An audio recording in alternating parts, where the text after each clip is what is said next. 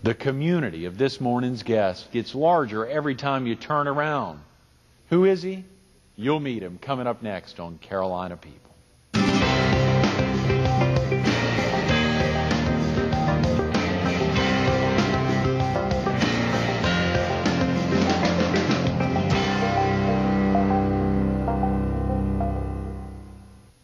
Good morning. Welcome to Carolina People. This morning with the Myrtle Beach Herald. We're focused on South Carolina parks, recreation, and tourism, and we're visiting with its director, the Honorable Chad Prosser. Good morning, Chad. Good morning, Greg. It's great to be with you. Thank you so much for coming Absolutely. in right on New Year's Eve. Glad to be here. An exciting day. It's great to have you back in Horry County or back in our viewing area. Absolutely. It's always good to be back here. Golly, Chad, so many things going on over the last 2 years with your Absolutely. ascension to the helm there at PRT, and so many things going on within the state. It's been a fast-paced 2 years, I'll tell you. It's we've had some great things that have happened. We've had some real challenges with the state budget, but we've also made some progress in Columbia in reorganizing state government, reorganizing our department, and refocusing our resources to where we feel they have the most impact. So it's been fun. It's hard to believe it's been 2 years. Mm-hmm. It is. It's amazing. It is. 2 years has blown by. Yeah. 2 years has really blown by since the governor went in office. And real quick about yourself, Chad. Are you originally from the area? I'm originally from Florence, actually, and I moved to Myrtle Beach in 1993 from Washington, D.C. I was working up there and then moved here in '93. Is that right? Yeah. Okay. I remember seeing, of course, you'd had that stint. I think you got your master's at Johns Hopkins. I did. And when I finished that, went into the presidential management program under President George H.W. Bush, Bush 41, and worked in Washington through the end of the Bush administration, and moved here in '93. Moved down to Myrtle Beach in '93. Moved to Myrtle Beach. And Myrtle Beach is still home to a great degree. It is. My family and I live down in Murrells Inlet, and we enjoy the coast, and this part of South Carolina is a wonderful place to live. Oh yeah. How was Christmas, Chad? Great. I have two small children, and were extremely excited about Christmas, so it was wonderful. Good to have an opportunity to spend some time with them and enjoy it. And Santa was good to everyone. Absolutely. Oh, absolutely. Yeah. It's so exciting when you think about this time of the year, and of course, a day away from 2005, and so many big things on the horizon. Can you give the viewers a sense of what your weeks are like, Chad? Are you in and out? Are you up there primarily, or are you traveling the state? I travel quite a bit. Obviously, with the session about to begin in the General Assembly this year, that's a very busy time of year for us. Our budget will begin going through the General Assembly, so we have a lot that's happening there. In Columbia, we have the Governor's Conference coming up in Myrtle Beach in early February. So for us, we have a lot of things happening. I travel a lot as part of this position, both in-state. I have the opportunity to travel all over South Carolina and meet some great people, see the wonderful product that we have in South Carolina, as well as the park system. I have the state park system as part of my department. We have 46 incredible state parks around South Carolina, so that involves a good bit of travel. And I also do a lot of out-of-state travel representing South Carolina and the tourism industry, to others outside of our state. And that's definitely not new to you. You've been traveling for a long time. I think I saw have. a stint over in Bonn, Germany. Yeah, I've spent some time abroad and done quite a bit of travel. And this job, actually, we maintain an office in London and one in Frankfurt for the European markets, which are very important to us. And we're really seeing a surge in international travel right now. One of the reasons for that is the fact that the dollar is still weak, so it means that the euro and the pound are very strong against the dollar, and you're seeing people beginning to travel again to the United States.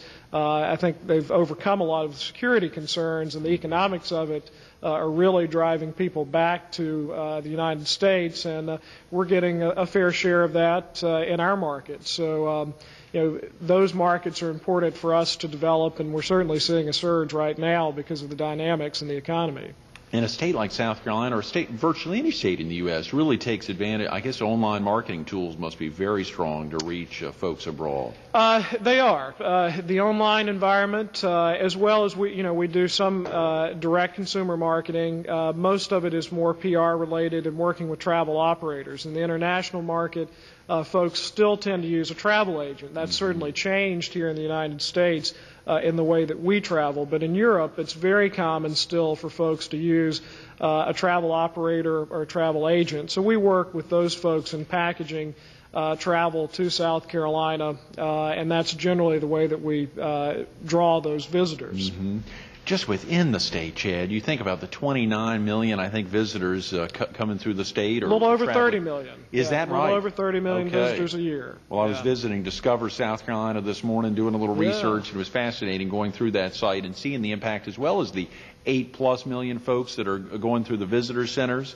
Absolutely. The overall economic impact in South Carolina is about $14.6 billion. Wow. And most people don't realize how large the travel and tourism industry really is. It's the largest export for South Carolina. In other words, it brings in more dollars from out of state than any other good or service that our state sells. And about 3 years ago, it surpassed textiles as the largest export of South Carolina, and it provides 11% of private employment in the state. About 188,000 people in South Carolina are employed in the tourism industry. So it's a real critical industry for our state. The good thing is it produces about $1 billion over $1 billion now in local and state and local tax revenue, and that's about $664 for every South Carolina household that we don't have to pay in taxes, because those taxes are paid by the tourists that come in from out of state. Wow, yeah. Chad. Now, of course, are there any taxes that are taken into account based off of folks who travel within state? When you think about the 46 state parks, and you think obviously about the amazing locations throughout the state to travel. Right, and certainly travel demand within the state is also a large part of the industry. South Carolinians traveling to discover other parts of their state, and we see that more and more, particularly as some of the more rural areas begin to promote themselves and to develop product like we have in the National Heritage Corridor, which runs from the western part of the state, Aiken, all the way down to Charleston. You're starting to see folks traveling all over. And, of course, the Myrtle Beach market and the Charleston market, Hilton Head market along the coast, we draw a lot of folks from other parts of the state, vacationing or visiting this area. Mm-hmm. Someone was mentioning yesterday, I never even thought about that, the aspect of the upstate potentially getting some indirect benefits of folks. Someone was actually talking about hurricanes, and they were thinking about the impact of hurricanes on the coast, and obviously it has potentially positive benefits, not something you promote regularly. Well, what we've seen this year with the hurricanes, obviously, they had some impact, particularly on attractions like golf courses in August and September. But we did also see a surge in occupancy, particularly west of I-95, from folks coming from Florida and evacuating Florida. And I will tell you, even at the Welcome Centers, our Welcome Center in Hardeeville near Hilton Head was just overrun with people. In fact, we opened it 24 hours for 2 days just to accommodate visitors, and we brought in water and food and just some things to aid those travelers coming from Florida. And a lot of them, many of them, we had who stayed on the Welcome Center grounds. Some folks who couldn't afford a hotel room had no place to go, so we really had an influx of people. I mean, you see that happening with these storm events. How valuable, Chad. Yeah. How invaluable to provide that resource for folks coming out of South Carolina, coming out of Georgia, coming out of the coastal areas. And our folks were great. Our Welcome Center staff, I mean, they just they were there for people, and they take such pride in what they do, and they brought in local resources. We had local restaurants who were donating food, and it just was a great thing to see with those folks helping people that were so hard hit in Florida this year.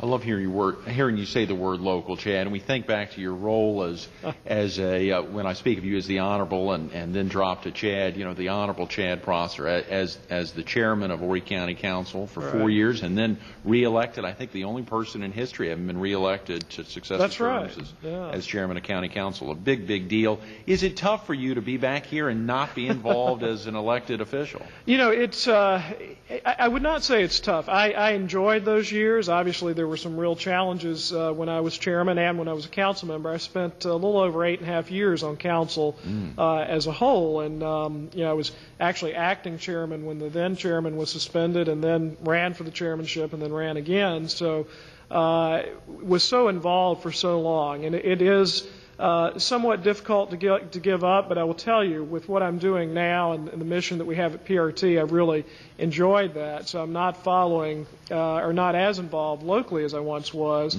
Certainly that's up to those members of council who are there now. Right. But I look back fondly on my service during the time I was on Horry County Council.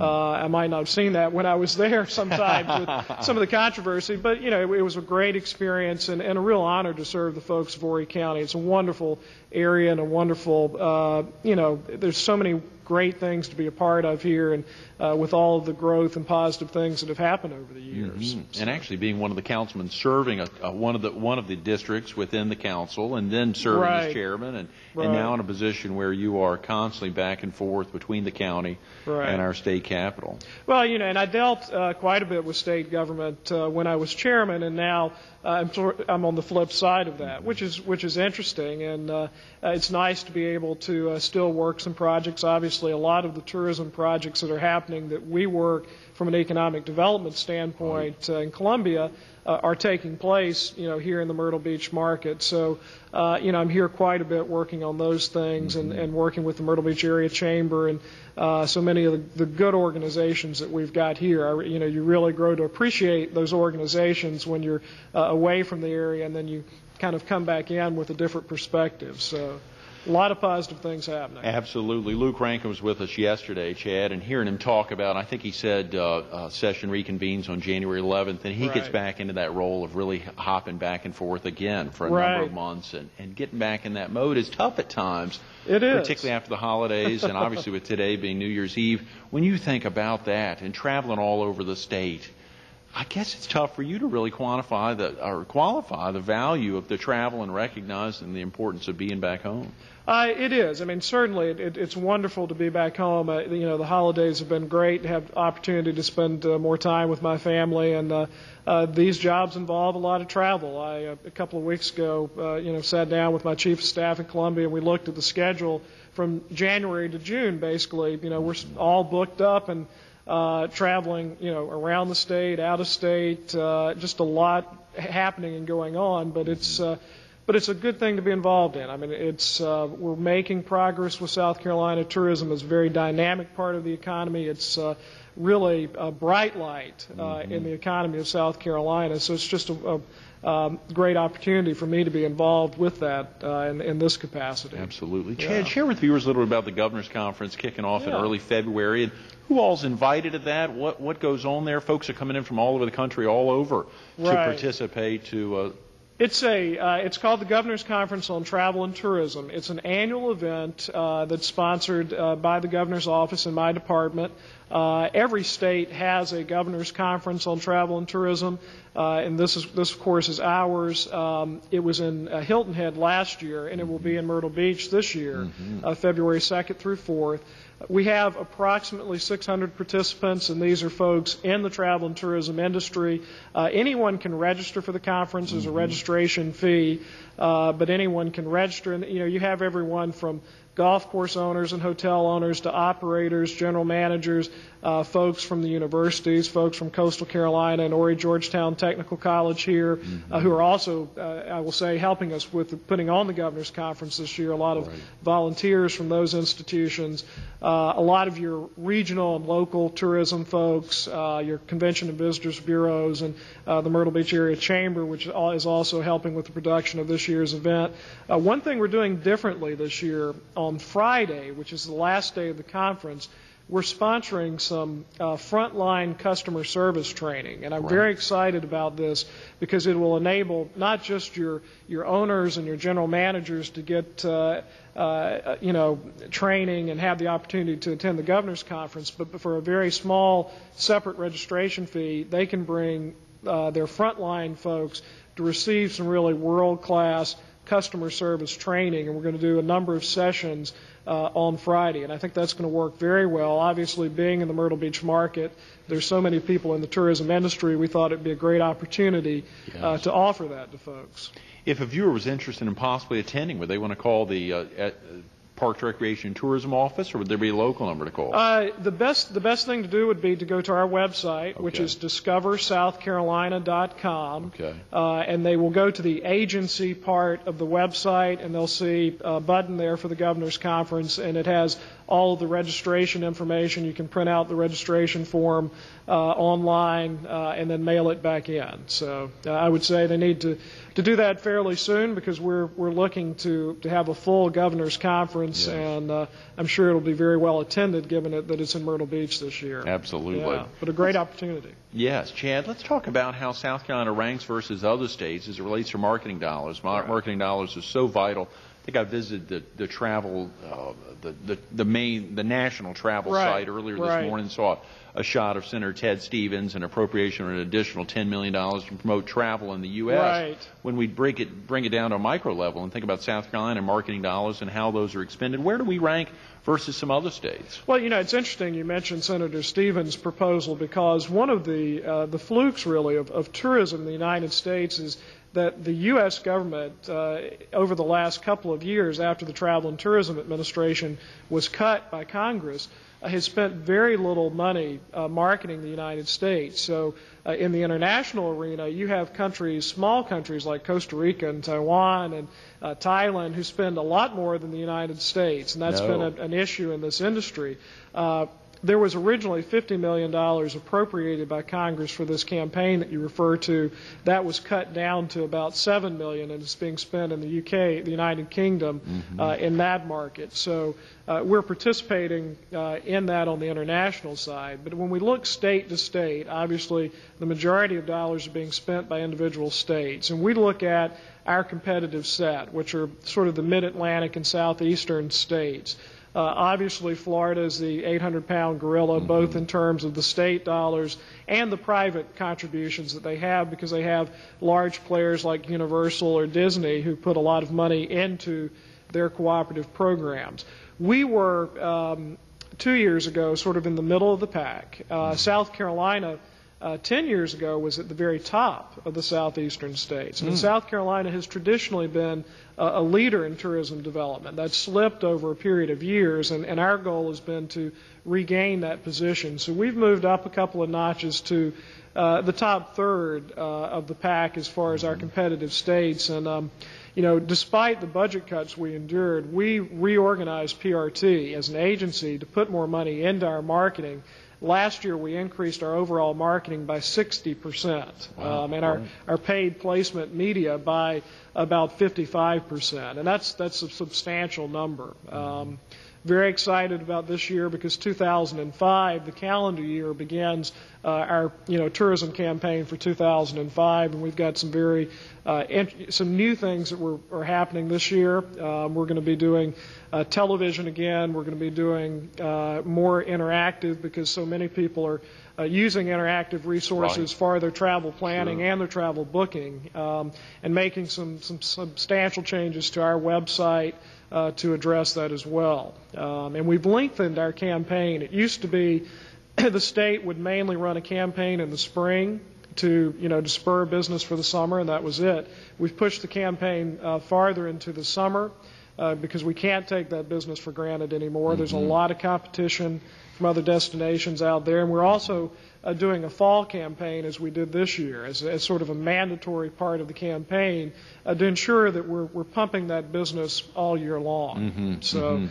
We expect to see good results from the campaign this year. That's great, Chad. Theda Jackson was with us 2 weeks ago today. 2 weeks ago today, and she was talking about an aspect. A lot of folks in the Midwest and the West know Myrtle Beach is on the East Coast. Oftentimes think it's in Florida. Sometimes think it's in North Carolina. And you're working hard. Right. Do you end up working some with your counterpart in our sister state, the Tar Heel State, to promote travel into the Carolinas? We do. We work with North Carolina, particularly in the international market, because in the international market, people see us as the Carolinas, so they couldn't tell you if Charleston was in North Carolina or Asheville was in South Carolina. they're doing well to identify the Carolinas as the site of those destinations. So we work with North Carolina. We also are in a 12-state consortium of all of the southern states called Travel South, and I sit on that board, and we do cooperative international marketing among all of those states. We all participate, which works very well because there's a common heritage and a common bond among those states, and it's something that we sell, sort of that package of Southern hospitality that's very appealing both to international visitors and folks from other parts of the United States. So that's one way we sort of spread our resources by doing those cooperative efforts. Discover South Carolina is the official state tourism website. It is that the official site to promote tourism in the state? It is. DiscoverSouthCarolina.com. Okay. A lot of great information on there about South Carolina, attractions, hotels, things to do, places to see, as well as information on the State Park Service. State parks? You said 46, Chad. 46 state parks. And we run everything from golf courses to boat ramps to marinas and fishing piers and hotel, really a wide array of things that are happening that we do in the Park Service. But a great product, and we've really been able to make some strides there in increasing our revenue. Folks don't realize this, but only about 25% of the budget for state parks comes from tax dollars. 3/4 of the budget comes from the revenue that's generated by the Park Service itself. So that's why it's so critically important for us to promote and market the Park Service. And we have, it's interesting, when I came into PRT, we have a huge marketing department and so many folks concentrating on marketing. We have, the Park Service is also a large part of the agency, but the two never really interrelated or talked to each other. So we've broken down a lot of those barriers. We've actually put marketing of the parks under our tourism marketing department. We're spending 4 times more than we've spent in past years marketing the Park Service and letting people know about the great assets that we have in the the natural and cultural resources that the Park Service maintains. For very good reason, Chad. I don't think I Absolutely. understood there were 46 sites, and reading that this morning, as you said, a couple of golf courses that are under that. I think I saw 60 hotel rooms. I mean, there's a Historic whole series. sites, a lot of Charlestown inns Landing themselves. and Charleston, a lot of unique properties. You think about so many aspects in your life, Chad, and you go back to, was there anything in your early childhood that got you interested? Well, of course, first in service to community. Was it the time in Washington? Was it the time in college? Was there a time abroad? Anything that prompted you to get interested in serving a local community? And then, of course, now serving a much larger community, bringing 29, 30 million some folks to the Palmetto State. Well, I enjoy public service. I'm not sure what drives me to do that. I think my wife's been trying to determine that for some time now. But there truly is a pleasure and a fulfillment in being able to do things for people and help people, whether it's in the local community or at the state level, and doing what we're doing. And it's been a great opportunity. I appreciate the opportunity that Mark Sanford's given me to work in this position and help the entire state of South Carolina. But it's been something that I've been involved in one way or the other all of my life, being involved in business, but I've always had some position or some interest in public service, and it's something that I've really enjoyed. When we think back over the last 2 years, Chad, can you pinpoint an accomplishment over the past 2 years that you're most proud? And it may be just some of the basic things you were talking about, like the marketing department promoting parks better. Right. Certain aspects. Can you pinpoint anything? Well, I think the reorganization as a whole and what that meant for the agency in terms of our effectiveness, in terms of better use of our resources in a very tough budget time, yet we were able to put more money into the places where the money should be spent. It's really allowed us to surface some new ideas in the department, to do some new things, to really expand our service at the same time that state tax dollars are going down. And that's been a real accomplishment of the agency and of all the great people that I've got on the team at PRT. And that's we've got some wonderful folks in the agency who've helped me do that over the last 2 years. And that I think is probably the chief accomplishment. Chad, as you sit back and think, can you imagine if you weren't the director of South Carolina Parks, Recreation, and Tourism? Can you imagine what you think you'd be doing?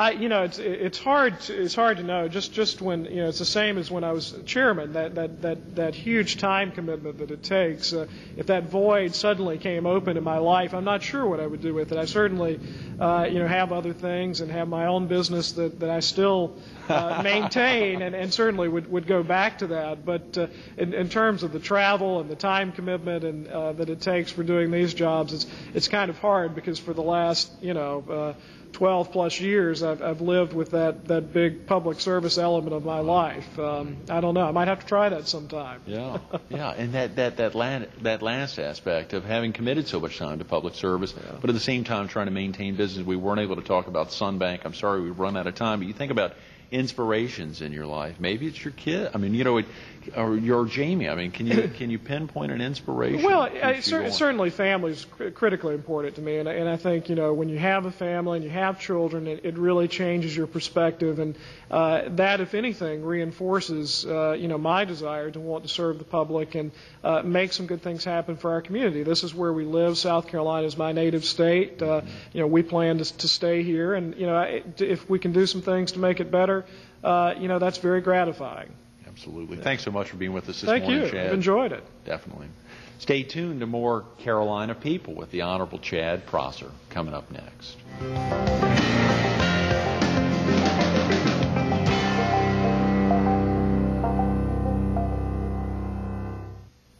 Chad's community keeps getting larger and larger and larger. What's next? We think about that aspect of growing up in a community like Florence.